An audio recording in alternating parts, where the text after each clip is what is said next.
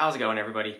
This is just a fun idea for a video that I haven't seen anyone do before, but I thought it would be neat to kind of take a look at all the gear that has survived hiking the Triple Crown. So approximately 7,500 plus miles over the last 3 years. I've accomplished the Appalachian Trail in 2021, the Pacific Crest Trail in 2022, and I just recently got done doing the Continental Divide Trail this year, 2023. I have actually a fair amount of gear that has survived the entire journey. I think we'll start off with clothes. I think I've got more clothing related stuff here that has miraculously survived the entire journey, so we'll take a look there first. To kick things off, I think I'm going to start with the biggest surprise of them all that has survived the entire Triple Crown, that being the socks. 3 pairs of Darn Tough hiking socks. These are the really thick boot socks. I don't know the exact model style these were, but not only have these done the entire Triple Crown, but I got these over 10 years ago, and being in the military, I deployed with these socks. So these have done 10 plus combat deployments to the Middle East before I even started hiking with these things. And these were just at the point where they're starting to break down, but like I mentioned in my CDT gear video, the shoes that I was wearing, the Oboz new style of shoes, seemed a little more abrasive towards the heel and kind of side back where the ankle is at of your foot. So they were chewing holes into my waterproof socks, and they also started chewing holes into the Darn Tough socks. So I don't think the holes that are starting to form in these are a fault of the socks necessarily. I think it's just from the shoes. So, holy crap, 3 pairs of Darn Tough socks did the entire Triple Crown. Okay, let's see what clothing item is next here. This is an easy one. I've got my town shirt. Same town shirt I took the entire Triple Crown. This has got minimal wear and tear because I only wore this when I was in town and needed something not very stinky to be out in public with. So that thing survived, not so surprisingly there. I've got my cold weather beanie. This one is from Mountain Hardwear. This thing survived the whole Triple Crown. Wore it in the cold mornings and slept with it tons of nights. So we're good there. Another hiking related item that I wore every single day was the sun hat.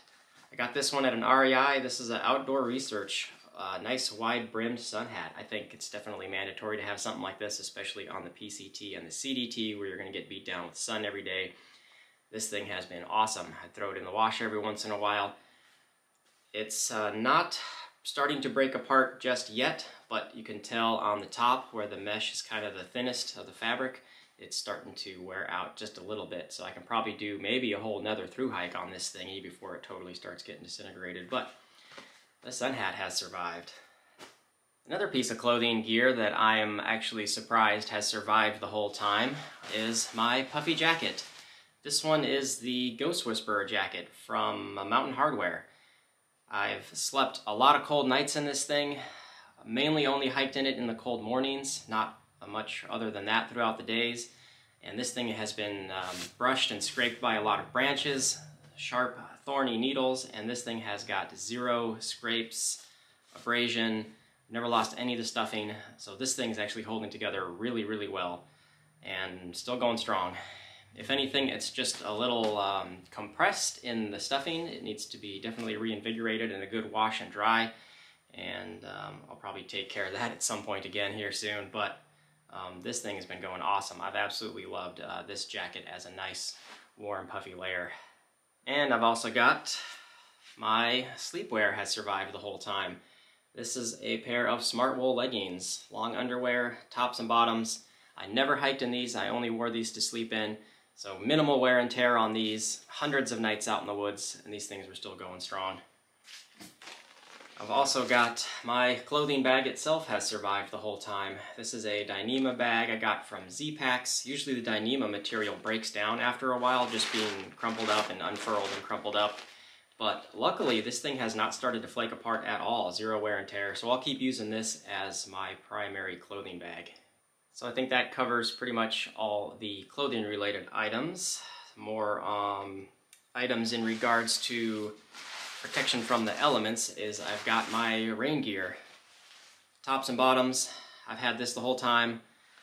I surprisingly used this most of the time out on the CDT. It was way, way wetter than any of the other trails I hiked on. It only rained just 2 or 3 times on the entire PCT. I got really lucky with the rainfall on the AT. Usually the AT is notorious for being super wet. I think I just got lucky in a lot of my timings out there. But the weather gods finally caught up with me out on the CDT, and I got rained on tons. So I used this stuff a lot more often. Never really wore the pants much while hiking itself, just in town as I was doing laundry and I needed something to cover up. And I wore the tops a lot of the times in the rain. This stuff is from Lightheart Gear. A lot of the rain gear that a lot of people take, they just say get whatever is kind of the lightest, weightest, cheapest, because you're going to wet out no matter what as far as rain gear, and I think that's true. Once you've had rain gear on for a little while and you're just continuously getting rained on, just the internal moisture, body sweat is going to build up on the inside and you're just going to completely wet out whatever you're wearing. Probably the only way to get around that is just take an umbrella, but I never went the umbrella route, but a lot of people swear by those as well. And another piece of rain protection gear that has gone the whole way is the rain mitts. I loved having these things when you needed them. I almost never used them just when it was really cold and wet and miserable and you needed the extra protection on your hands. It's just one of those things that you're super glad you have it as you're carrying it the whole time. These are from Gore-Tex. I think I picked these up at REI. Super lightweight, and they definitely have come in handy when I needed them. Now, one more piece of gear to protect sort of from the elements, bug elements that is, was the bug mesh head net. I took this on all the trails. I definitely needed this out on the AT and the PCT. There were definitely areas where mosquitoes were really bad for a few weeks at a time. The CDT, luckily, was not that bad at all with the bugs, and I never wore this on the CDT, but I still carried it in my bag the whole way. And now I think the very last piece of gear that I would wear would be the sandals. I got these from Sharma. For what they are, they're great. For using them for water crossings, I never really wore them around camp, but a lot of people would swap into something like this for camp shoes. For me, I just wore my normal hiking shoes and then would let my feet air out and stuff, take the socks off, but I never swapped into sandals or anything else. I only used these a couple of times on all the trails just to do some water crossings, and it's the one thing that I kind of feel like I really never really needed these. They were more of just too much weight to carry. I don't know why I carried them the whole time, just a stickler for them. It was nice to have them, but I did end up carrying these the whole way, so I probably will ditch these in the future and just trudge on through in your shoes and just struggle through getting your feet wet, but they're kind of nice to have some water crossing shoes when you need them. So next up, I've got my little blue ditty bag. This thing's gone the whole way, and some of the items in there, such as the mini Swiss Army knife. This has been awesome to have. The fingernail clippers, the earplugs, and both of my little first aid and patch repair kits. The repair kit, the needle and thread, the Leuco tape, and the alcohol wipes that are in here. These have gone the whole way. Minimal needed to use those. Kind of the same on the first aid kit. I've got Advil, I've got some Imodium, and I've got some Band-Aids in here. I've only had to ever use one Band-Aid on the entire trail, and that was at the very end of the Appalachian Trail. I scraped my shin up really bad and had to put a Band-Aid on for that. I've only ever needed to use just a handful of the Advil if I had a headache in the morning. And as far as the Imodium goes, I only had that one time on the Appalachian Trail where I was having some issues there, as some longtime viewers may have seen. That pretty much wraps up that little blue ditty bag. And next we'll take a look at some electronic items that have survived the whole way. Only a few of these. We got the electronics bag itself, is a little Dyneema bag I got from Z-Packs. This thing is still holding up strong, no wear and tear. Inside there, the few electronics items that has survived is like this little attachment dongle that I would use to transfer videos from the camera to the phone. That's gone the whole way. I've got the one extra battery that I would take for the Sony ZV-1. That's gone the whole way. Only one of the miscellaneous cables has made it. This is a USB to the little micro USB using for charging the camera. And I've got the one set of headphones for editing videos, and I wanted to keep quiet around everybody else, so that's gone the whole way. And I think the last electronics items that's gone the entire Triple Crown is the headlamp. Minimal use out of this guy. I'm not really a night hiker, so only needed it maybe in the mornings before the sun has come up. this thing has been awesome. This is the Petzl Actic Core. It's got 3 different white brightness settings and a red light, and this has been great for when I've needed to use it.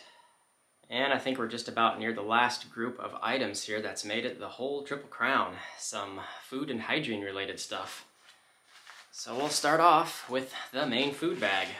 I've got the Z-Packs food bag, the bear hanging kit. The rucksack and line had to be swapped out after the Appalachian Trail. I pretty much destroyed it there, but the bag itself has made it. This thing is not going to go anymore through hikes. I think this thing's pretty much done. It's definitely at the point where it's got some wear and tear and holes in it, so if this is hung in a tree and it's raining and it's wet, everything on the inside is just going to get soaked. But it made it the whole way. Other food-related stuff, we've got the long handle spoon, the Toaks Titanium with the polished bowl. This thing has been perfect for all your eating needs. And my main cook pot has survived. I think this is a 600 ml pot, also Toaks Titanium. And inside of here I would keep like the cigarette lighter for starting off the stove, and the stove itself would be stored in here, but those items didn't survive. But the other thing that I would keep in there would be a little handkerchief for washing out the inside of the pot. I would only use this for boiling water, so I never had any food messes inside this itself. Once I was done with the water, I would just wipe everything down with this and wrap the stove and stuff into this so it's not bouncing around on the inside. But the handkerchief in there has made it the whole way. And one more thing that I would keep inside the food bag is this little bag itself. The pack towel that I use had this as the little bag that it came in, but inside of this I would keep my toothbrush, toothpaste, and those type of hygiene related items. But the bag itself has survived and made it the whole way. And now I think we're down to the last 2 items. The last hygiene sanitation related one is the Deuce of Spades. This thing made it the whole way with a little bit of duct tape wrapped around the whole handle. It's perfect for what you need for digging cat holes. I never destroyed or bent this thing. The really thin, lightweight titanium can be a little flimsy. If you're in really hard soil digging it up, it's kind of easy to bend this thing in half, but I was gentle with it and this thing survived the whole way. And the very last thing to mention, I think, is the little pack towel itself. I would use this to wipe out condensation inside the tent and maybe dry my feet out after a river crossing, and that'd be about it. But this thing has survived like a champ, no wear and tear. And I think that's just about it. That covers all the gear that I took on the entire Triple Crown that has actually survived the entire way. There's a lot of reasons that gear needs to be swapped out, whether it just gets destroyed from overuse or you find out something's not working for you and you gotta swap it out and get something better. But I'm actually kind of surprised that the gear that I started with, for the majority, worked out well and only needed to replace a couple of things as they started breaking down. I really didn't have a lot of items that needed to be swapped out because it was just the wrong item. I think I had a good couple of years before I even hit the AT where I needed to do a lot of research, a lot of prep, a lot of collection of gear before I actually hit the trail. So a lot of my stuff actually worked out from the start. But let me know if you got any comments about stuff, further in-depth details or questions about anything you just saw. And we'll see you whenever I hit the trails, somewheres hopefully next spring. Thanks for watching.